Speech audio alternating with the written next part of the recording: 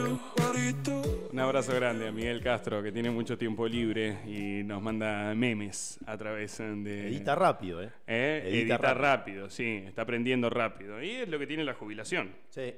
Te permite cierto tiempo... ¿Pensó en algún momento que va a ser usted No, o cómo se imagina usted jubilado? No, siempre dije que lo ansiaba y mucho, pero me parece Ahora ya no tanto. Me parece que te debes aburrir. Queda mucha cuerda, amigo. Queda mucha Y cuerda. te pones a hacer como Miguel Castro, que anda ahí haciendo techos, pintando casas.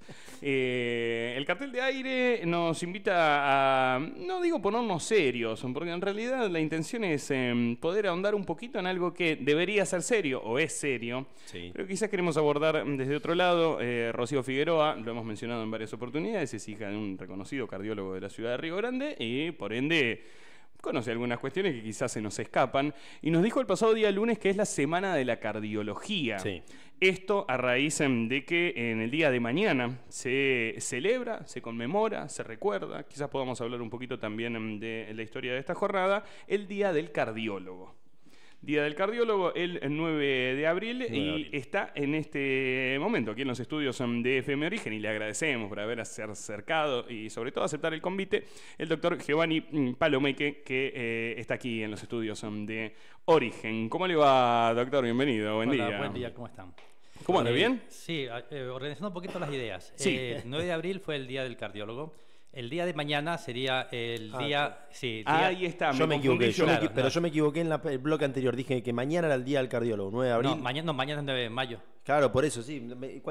Usted se confundió. Ahí está la responsable. Ya está, listo. Bueno, Ninguno está de bien. los tres. No, pero mañana sería el día de la Lo leí insuficiencia mal. cardíaca y Ahí también está. el día de la cirugía cardiovascular. Bien. En conmemoración de René Favaloro, ya que Exacto. se hizo el primer bypass coronario en Estados Unidos en el año 67, si no me equivoco. Toma, dijimos cualquier verdura Cualquier entonces en la introducción, pero lo importante es Lo bueno que... es que no se ofendió igual. No, No. y además lo importante es que el error sirve para estar hablando de cardiología, Sí, si no nos hubiésemos exactamente. equivocado. Claro, Quizás o sea, lo importante es que si se conmemora justamente el día de la cirugía cardiovascular es porque son pacientes que necesitaron en su momento una cirugía de revascularización porque tuvieron problemas de las arterias coronarias.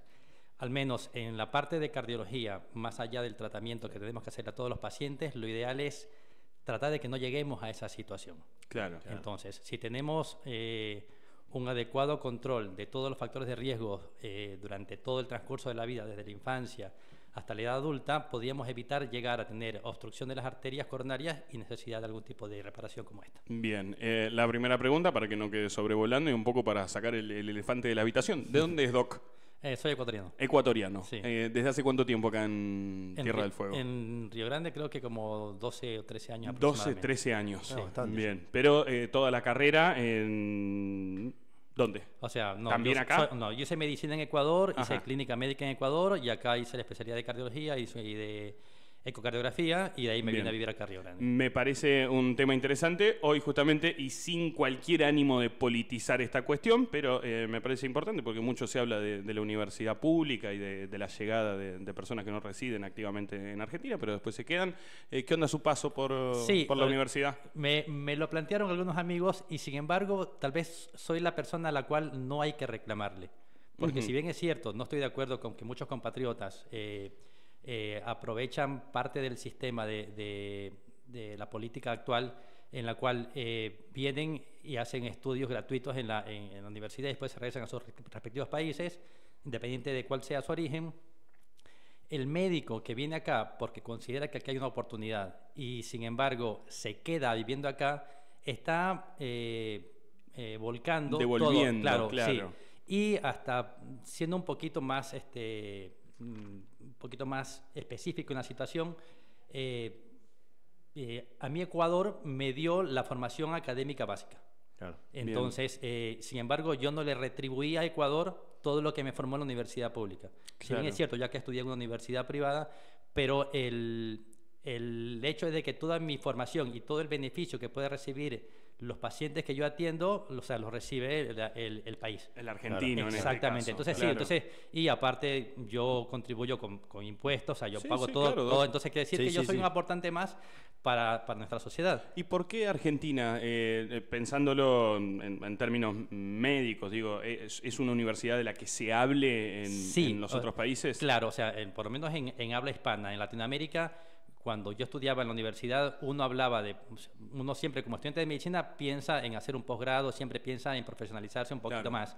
Y como que el enfoque era, bueno, ¿y a dónde me voy? O sea, digamos que como la meca final, Estados Unidos o Europa, pero siempre la dificultad del idioma va a ser algo más difícil, aparte de que burocráticamente existen mucho más trabas.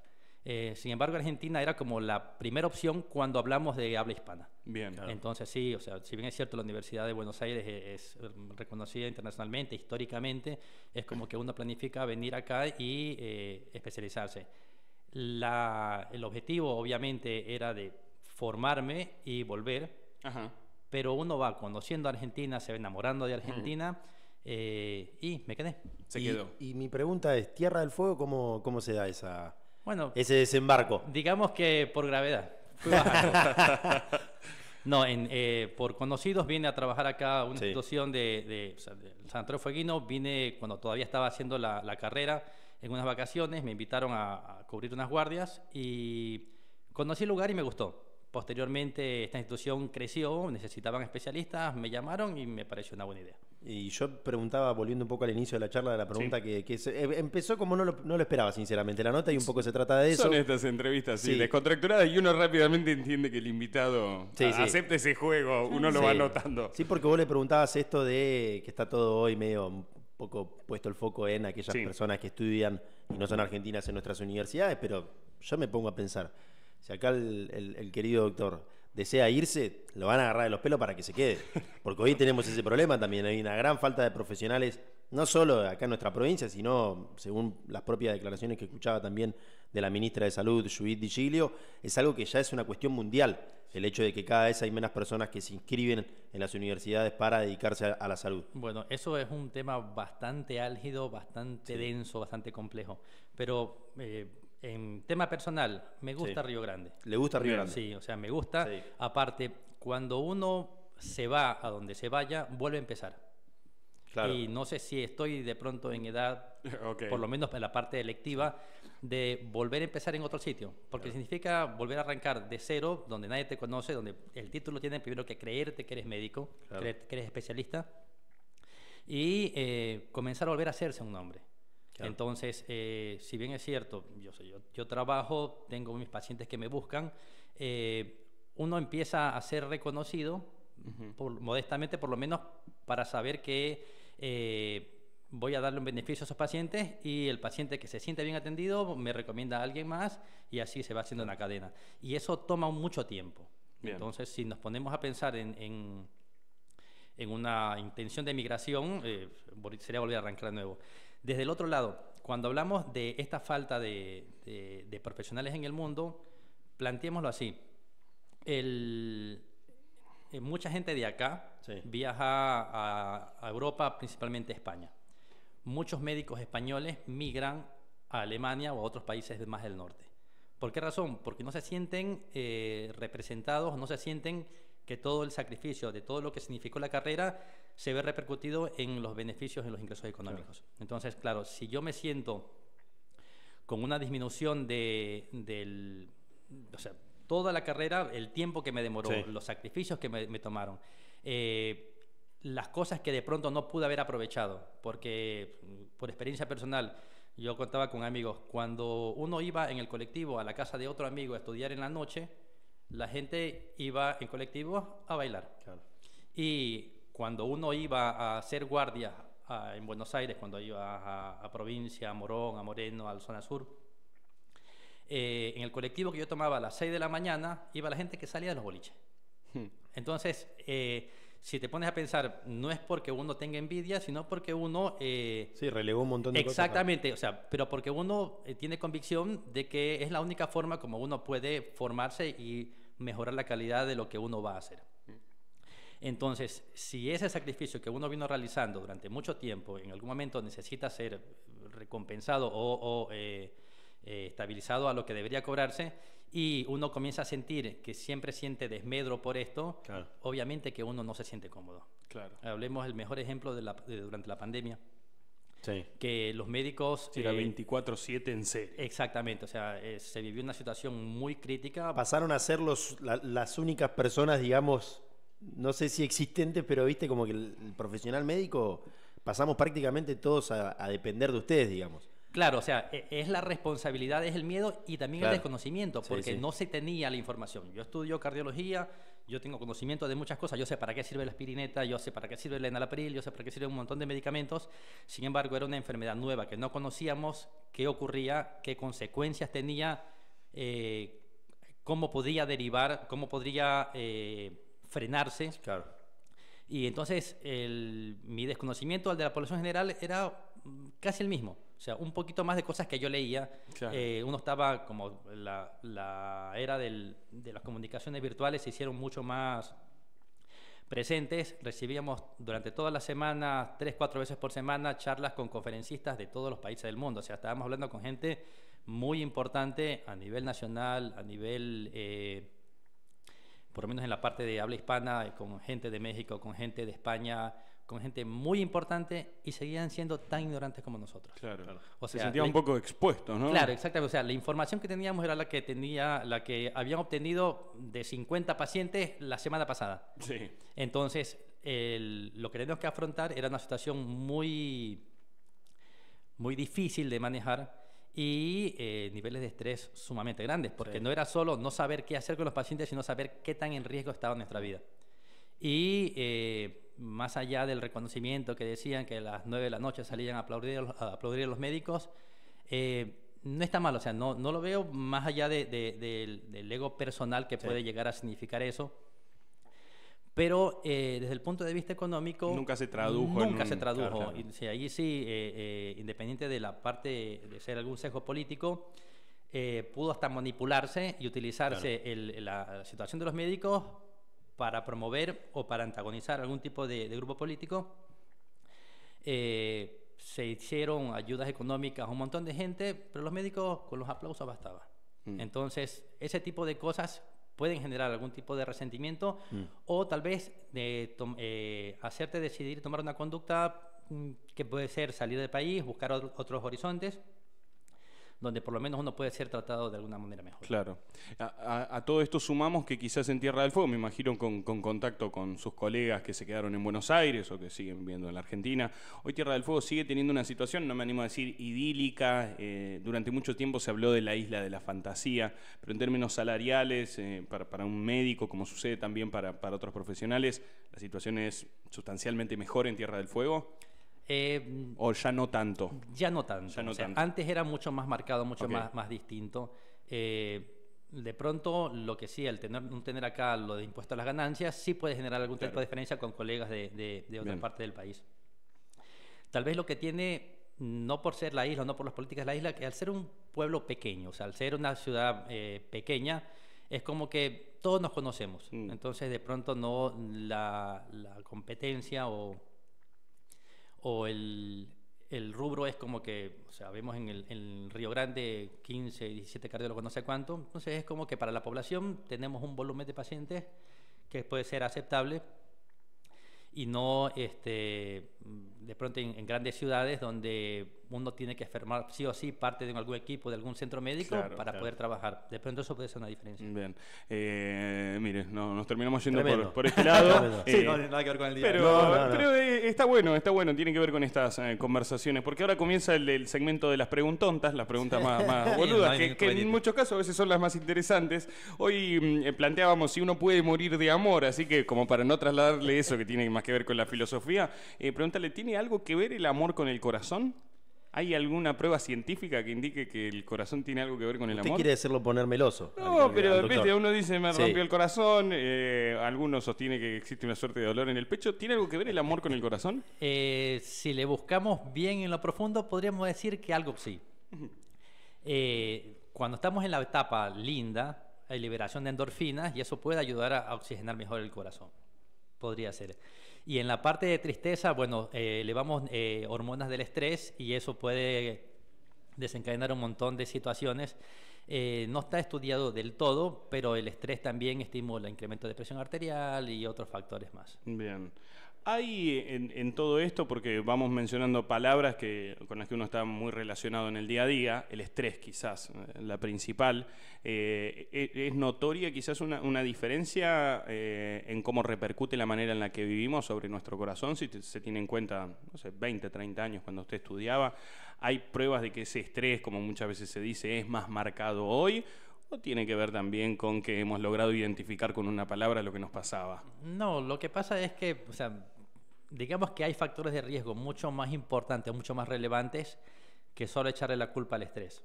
Sí, o sea, si hablamos de que el estrés, yo por estrés como más, yo por estrés no me muevo, por estrés paso encerrado en mi casa, deprimido, me quedo en etapa sedentaria, entonces sí desencadenamos otras situaciones que son las que favorecen a que se desarrollen más los factores de riesgo. Si por estrés me pongo a fumar más, entonces, o sea, tal vez sería el gatillo, pero los factores de riesgo son los que resaltan y son los que van a generar los daños cardíacos. Si le tengo que decir una cosa que es de las prácticas que podemos llegar a tener, puede ser de comer, recién mencionaba fumar, una práctica, la más peligrosa, ¿sí? Uno como cardiólogo le tiene que decir a un amigo, un pariente, a alguien, esto no, porque esto sí, al bobo lo mata. Bien. ¿Qué? Bueno, una mesa tiene 4 patas. Sí. Si le falla una de las patas, tambalea. Sí. Entonces, o tengo las 4 bien o no estamos bien. Ok, pensé que me iba a decir que podían compensar las otras 3. No. Entonces, te apoyabas de un lado. Cuando, como yo dije, nosotros en la cardiología, más allá de tratar pacientes, lo que necesitamos es hacer prevención. Sí. Cuando hablamos de prevención, entonces estamos hablando de estilo de vida saludable como la primera línea en cualquier guía de tratamiento de alguna enfermedad. Bien. Cuando yo hablo de estilo de vida saludable, hablo de cosas tan sencillas y tan complejas a la vez. Porque si yo le digo a un paciente, nada más tienes que moverte y comer bien, y se acabó la consulta. Entonces, todo eso implica muchas cosas, ¿sí? Porque vamos a ver desde el tipo desde el punto de vista de la condición del paciente, de la predisposición, de las condiciones ambientales en las que se encuentra, de las condiciones familiares, de las condiciones laborales, y ahí sí involucraría parte del estrés, de todas las cosas que uno viene aprendiendo por la costumbre, por la cultura, y que nuestro estilo de vida occidental no están diseñados para que seamos saludables. Entonces es como que tenemos que tener mucha conciencia para poder tomar todas estas cosas y hacer que todo esté bien. Entonces, cuando hablamos, lo que decía originalmente, que qué cosa me hace daño al corazón y no estar bien me hace daño al corazón. Entonces, si no hago todos los días actividad física o en un mínimo para las personas que no hacen absolutamente nada, por lo menos 150 minutos de actividad física a la semana, si no lo hago, está mal. Okay. Si fumo, está mal. ¿Un puchito por día? Y es más de 0. Sí, o sea, estamos hablando de que cuando se hacen estudios clínicos en miles y miles de pacientes, entre la persona que no fuma nada y la persona que enciende un cigarrillo, ya hay diferencia. Ya hay diferencia. Sí, inclusive con la parte del fumador pasivo y todo esto. Si estamos hablando de un paciente que come inadecuadamente, estamos mal. ¿Qué es comer adecuadamente? Más allá de que esto lo debería tratar un nutricionista, porque son muchas cosas, los detalles que tienen que hacerse. Se dice que tenemos que consumir por lo menos 5 porciones entre frutas y verduras por día. ¿Qué significa eso? Si nos ponemos a ver, o sea, si ustedes agarran una listita y se ponen a hacer todo lo que comieron durante un día y lo hacen durante una semana, contabilicen cuántas frutas o verduras comieron. Es difícil mantenerlo. Sí. O sea, ¿por qué? Porque no estamos acostumbrados a eso. Entonces es como que uno tiene que volver a aprender. Es más fácil clavarse un bizcochito. Exactamente. Entonces uno tiene que volver a aprender a comer. Y están también estigmatizadas las verduras desde el punto de vista sabor. O sea, yo como, me mandaron a hacer dieta, es la palabra clave, palabras clásicas, y que dicen, no, entonces estoy comiendo una pechuga de pollo a la plancha y una ensalada de rúcula con tomatito cherry. Listo. Eso lo puedo comer hoy, y sí. Lo puedo comer mañana también. Una semana no sé si lo soporto. Sí. Entonces, dentro de lo que es la parte de nutrición y dentro de lo que es complementar un montón de cosas más allá de la parte cardiológica, sino de la parte salud en general, uno debería comer vegetales de todos los colores. Claro. O sea, si yo como vegetales de todos los colores, estoy aportando todos los nutrientes que necesito en general. Entonces, también es la forma más sencilla de poder explicarlo. Y de ahí va un poquito más también a la parte de creatividad, a la parte de aprender algo de cocina, de cómo hacer que eso sepa bien. Claro. Y Sí. vos recién hablabas de que nos comentabas, mejor dicho, que hace 12, 13 años que llegaste a Río Grande, y también recién mencionaste la palabra hábitos. En todo este tiempo, ¿qué observás o qué balance podés hacer de estos 12, 13 años recorridos acá en Río Grande según los pacientes que recibís a diario? Bien. ¿Cambiamos para mejor? ¿Cambiamos para peor? Bien, más allá de la ¿cómo se llama? De la experiencia personal, existe una estadística. Claro. En el año 2014, que fue el último, ¿cómo se llama esto? Se hizo una encuesta de factores de riesgo cardiovascular a nivel país. Es la segunda encuesta de factores de riesgo cardiovascular, en la cual, aunque en una pequeña proporción, desde la primera que se hizo en el 2003 a la del 2014, la cantidad de cigarrillos fumados disminuyó algo. Sin embargo, todo lo que es sedentarismo, lo que es obesidad, aumentó mucho. Claro, y ahí están las patas de la mesa. Exactamente. Entonces, hablamos de que más de la mitad de la población es obesa o tiene sobrepeso. De que, y esa es un poquito así ahora la parte personal, es que Tierra del Fuego tiene la particularidad que con estos días así feos como están, con climas así, no entonces los hábitos de actividad física son un poquito más difíciles de conservar. Claro, son como muy variantes. Claro, en las grandes ciudades, Córdoba, en Buenos Aires, digamos que por mi actividad laboral yo tengo que tomar un colectivo, tengo que caminar 10 cuadras hasta tomar un colectivo, hacer una combinación, caminé 20, 30, 40 cuadras en total en el día, que aunque no sería lo ideal para poder hacer actividad física, me moví más. Claro. Acá en Río Grande con vehículo, si no... Sí, puede ser que llegás a la noche y no hiciste absolutamente nada. Exactamente, si no te estacionaste enfrente del lugar donde querías ir, te das 3 vueltas en el auto hasta que consigues estacionamiento. Y a las puteadas encima renegando. Claro, entonces hay que motivarse y hay que tener mucha conciencia de poder moverse. Bien. Hablaba de las patas y un poco lo vamos notando. Aparece el tabaquismo, entiendo un factor clave en todo esto. Aparece el sobrepeso, aparece el sedentarismo. ¿Por dónde siguen esas patas peligrosas, si se quiere, que uno puede llegar o prácticas? Claro, digamos que entre ellas y unas cuantas más cubrimos la mayor parte de los factores de riesgo cardiológico. Cuando hablamos, por ejemplo, de la parte familiar, o sea, de la parte, no porque mi papá tiene diabetes, no porque mi papá es hipertenso. Sí, si bien es cierto, hay algún componente genético que puede influir, más influye la predisposición genética. O sea, no es que heredamos las enfermedades, heredamos las predisposiciones a generarlas. ¿Cómo es eso? Que si mi papá, mi mamá tiene diabetes, hay que ver si en su estilo de vida fueron sedentarios, manejan mal el peso, uno hereda esas prácticas más que la exactamente, enfermedad. no, sí, no es que las heredo, las aprendo. Claro. Sí, entonces, claro, yo crecí como que todos los días desayuna con bizcochitos, con facturas a la mañana, al mediodía me clavo un plato de fideos, a la media tarde sigo con algunas facturas, con alguna media luna, llega la noche, me como unos ñoquis y me acuesto a dormir. Para mí eso es lo normal. Sí. Para mí el mundo es así. Entonces, quiere decir que si metabólicamente mi mamá tuvo alteraciones y desarrolló diabetes a los 40, 50 años, y si yo no cambio ese estilo, por ahí voy.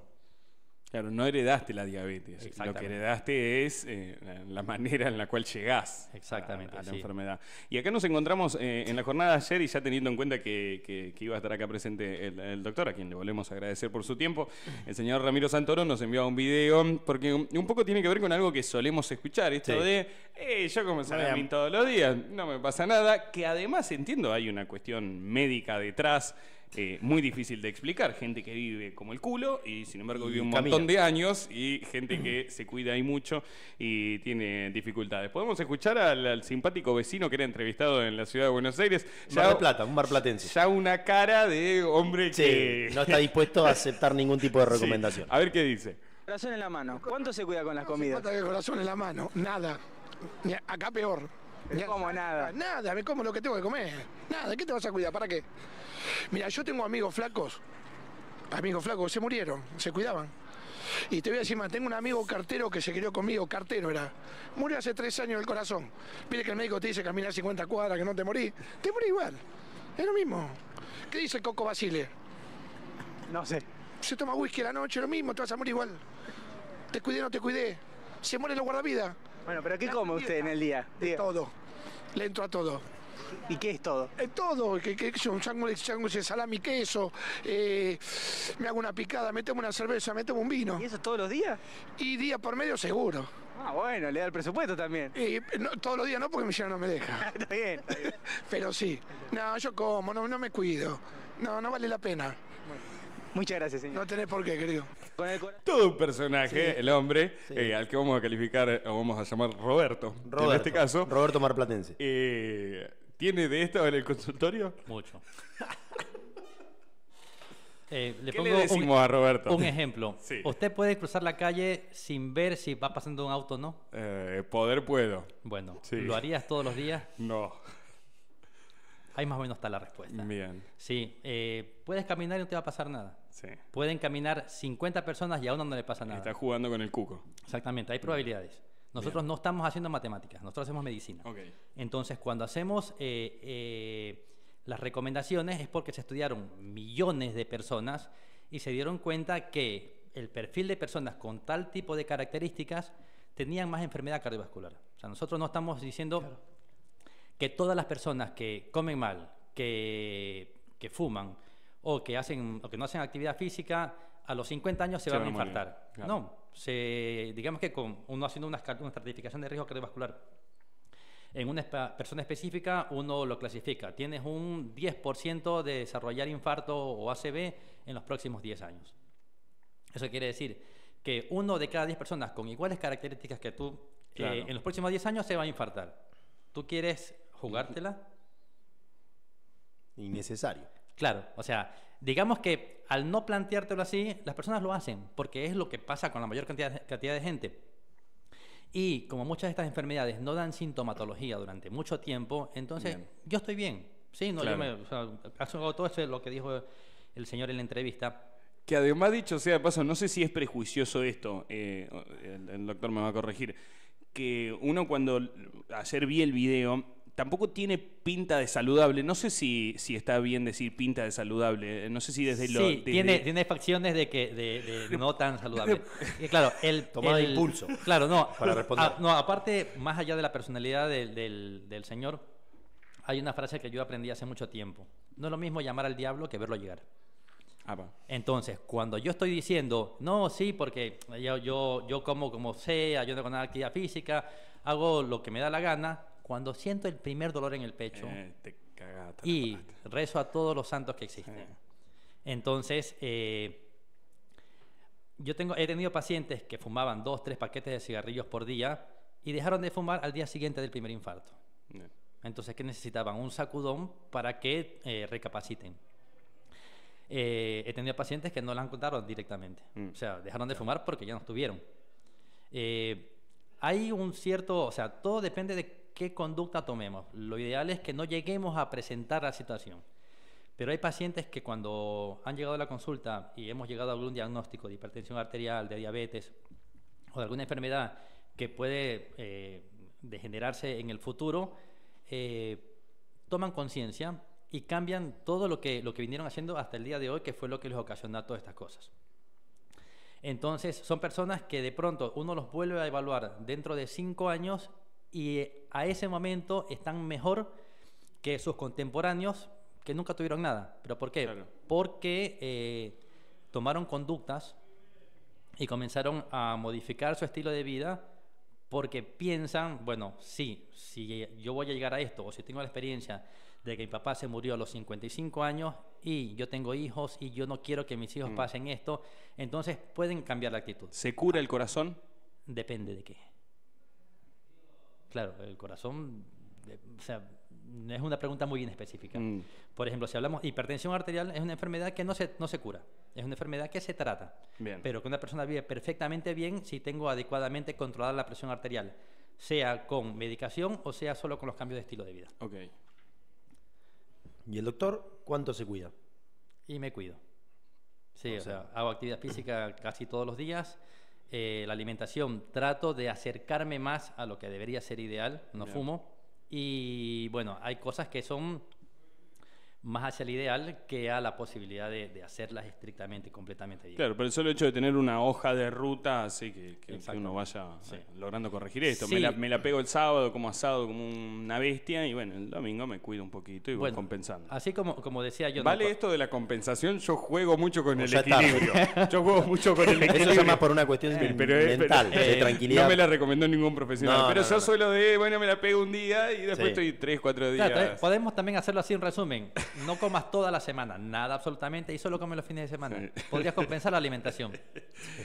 Entiendo que moriría de inanición. Sí, no, pues, a eso vamos con la parte del equilibrio. Bien. De la parte de experiencia personal, si bien es cierto, cuando uno está formándose, cuando uno está en la residencia, te consume la medicina. O sea, estás dedicado todos los días en el Claro. hospital, más las guardias, y de pronto, sí, en la formación académica nuestra, nosotros tenemos un mal estilo de vida porque no nos dan los tiempos. Muchas Es veces curioso eso. Claro, Quizá claro, quienes- pero porque el sistema está diseñado así. Entonces muchas veces tenemos entre asistencia más guardia, estamos 36 horas completamente metidos en el hospital, es como que uno llega a descuidarse de eso. Claro.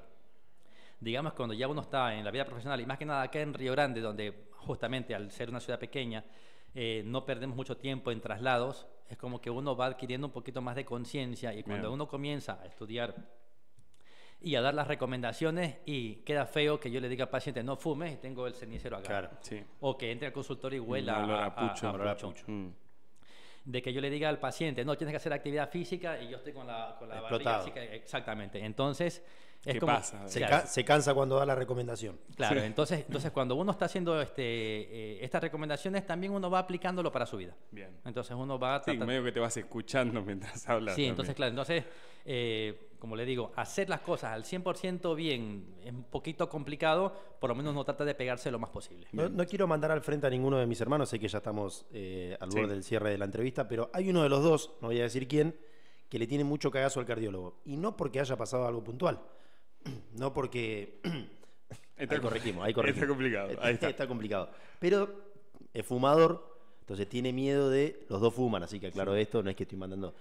Vos ya te imaginás quién. Sí. Pero tiene... Y lo banco porque... le esquiva al cardiólogo. Le es esquiva al cardiólogo. profesional porque que le he dice- esquivado. Claro, dice, voy a ir y quizás me detectan algo que tengo, que hasta hoy no me había afectado, pero quizás lo tengo, y no tengo ganas de desayunarme ninguna novedad no tan amena. Está medio como Roberto. el Claro. del video.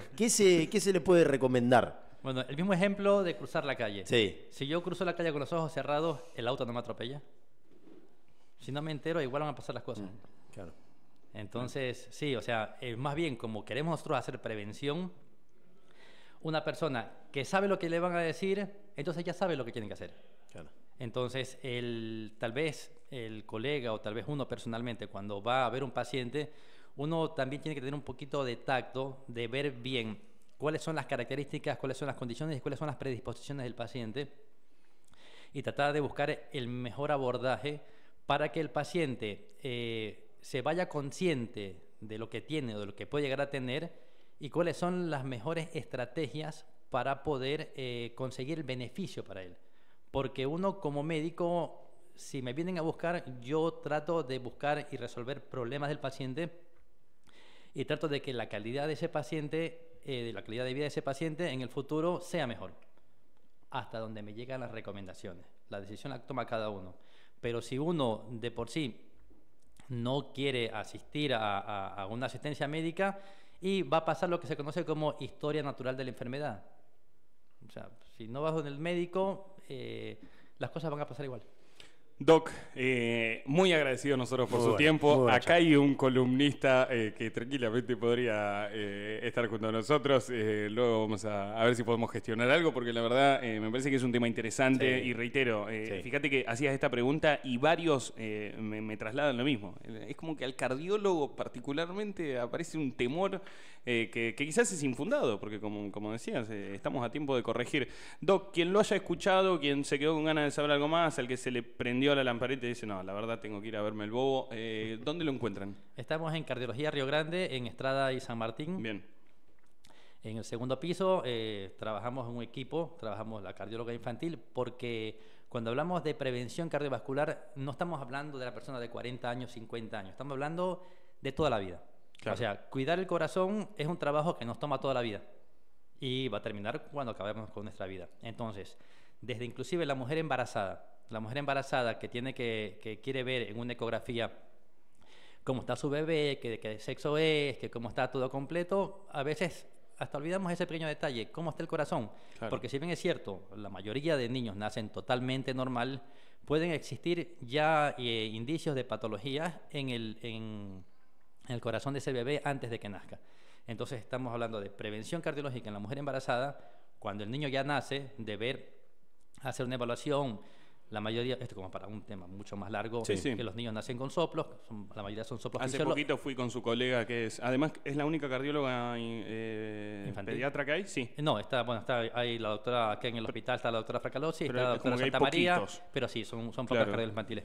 Me pasó con mi nena con un soplito, Bueno, tuvimos que pasar. Exactamente, entonces la Te evaluación... cagás hasta las patas cuando te dicen que tiene un soplo en el corazón, Sí. vas Ves todo negro, asustadísimo. ves todo negro. Bueno, justamente para sacar las dudas, porque Sí. inclusive pueden ser cosas que son fisiológicas, cosas que son normales Claro. y que en el transcurso de la vida se van resolviendo. Entonces, la evaluación cardiológica pediátrica es importante. Bien. Ya cuando uno llega a la adolescencia, a la edad adulta, la cardiología preventiva, y más adelante, bueno, cuando ya uno empieza a desarrollar patologías, bueno, nos toca resolver el problema que ya tenemos enfrente. Bien. Entonces, en cualquier etapa de la vida es importante hacer una evaluación cardiológica y tratar de portarse bien. Tratar de portarse bien, cuidarse y sobre todo no imitar al querido Roberto que mirábamos ahí No, hace un no, ratito. no, hay que dejarlo hay lejos. que ver si sigue estando entre nosotros. Hay que ver de cuándo fue la entrevista. Hay que ver de cuándo es la entrevista. Doctor, gracias Muchas por gracias. venir. Fuerte el aplauso para el doctor Giovanni Palomeque que nos visitaba aquí. Teníamos una serie de confusiones respecto a las jornadas, a ver por qué había venido. La productora acepta su parte de Sí, culpa, yo- pero mire, si no hubiésemos Hablamos de cometido todo. este error, no hubiésemos hablado del corazón Exactamente. e invitado al más de uno a pasar por el doctor y revisar cómo viene todo. ¿Cómo con está el chasis? ¿Cómo está el todo? órgano más importante, Exactamente. entiendo, o por lo menos uno de los dos más importantes. Gracias al doctor, son las 11:43 minutos. Compartimos una breve pausa en un ratito nada más. El señor Fernando Medina, aquí en los estudios de la radio.